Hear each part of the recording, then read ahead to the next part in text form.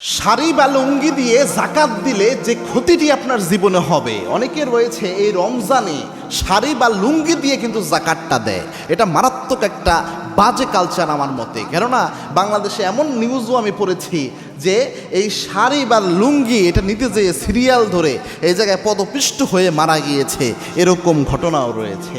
এই যাকাত এসেছে দরিদ্রদের দরিদ্রতা বিমোচন করার জন্য। যাকাত কোনো অনুদান নয়, এটা গরিবের অধিকার। মনে রাখবেন, একটা দেশের অর্থনৈতিক সিস্টেমকে পুরো পরিবর্তন করার জন্য এই যাকাত এসেছে। একটা মানুষের দুর্বলতা, এক অভাবী অবস্থাকে কাটিয়ে স্বাবলম্বী করে দেওয়ার জন্য এই যাকাত ব্যবস্থাকে আল্লাহ রাব্বুল আলামিন দিয়েছেন।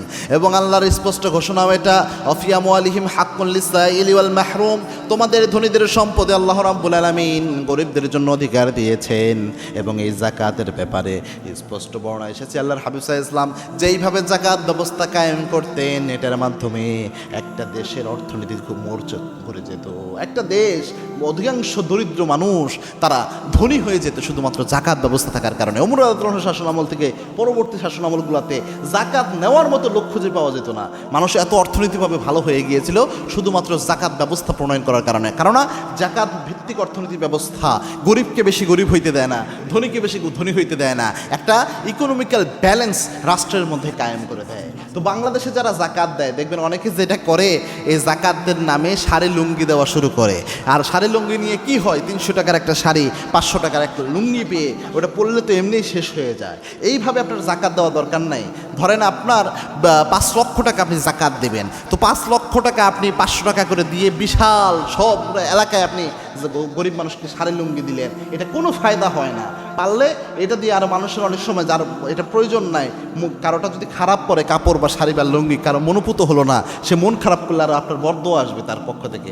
আপনি যেটা করবেন, আপনি 500 মানুষকে যাকাত দেওয়া দরকার নাই, আপনি 5 জন মানুষকে যাকাত দেন। কিন্তু এই 5 জন মানুষকে আপনি স্বাবলম্বী বানাইয়া দেন। 5 লাখ টাকা আপনার রয়েছে, কথার কথা, ফর এক্সাম্পল 5 লাখ টাকা দিয়ে আপনি 5টা ভ্যান ও অটো ভ্যান যেগুলো রয়েছে, যেখানে যে এলাকায় ভ্যান চলে, যে এলাকায় রিক্সা চলে, যে এলাকায় যেটা চলে, এরকম কিছু 5টা পরিবারকে আপনি কিনে দেন যারা এটা পারে। মহিলাদের যদি কোনো অসহায় মহিলা রয়েছে, তাকে একটা সেলাই মেশিন কিনে দেন। এরকম এমন কিছু কিনে দেন যেটার মাধ্যমে তার একটা আর্নিং সোর্সের পথ বের হয়ে যায়। এরকম অল্প কয়েকজনকে করে দেন, দেখবেন তার পুরো পরিবারটা দাঁড়ায় যাবে আপনার একটা এই উদ্যোগের কারণে। এই জন্য এই জিনিসের জন্য মূলত যাকাত এসেছে, যে আরেকজনের ভাগ্যের চাকা, রিজিকের চাকা ঘুরে যায় যেন, আরেকজনের অর্থনৈতিক প্রবৃত্তির পথ যেন খুলে যায়, এই জিনিসের জন্যই তো যাকাত এসেছে। এই জন্য যাকাত দিলে এইভাবে যাকাত দিবেন। 500 জনকে আপনার দেওয়ার দরকার নাই, 5 জনকে দেন, দেওয়ার মতো দেন, যাতে তার ভাগ্যের চাকা খুলে যায়, একটা ইনকাম সোর্স তৈরি হয়ে যায়। আল্লাহ আমাদের সকলকে বোঝার তৌফিক দান করুন, আল্লাহুম্মা আমিন।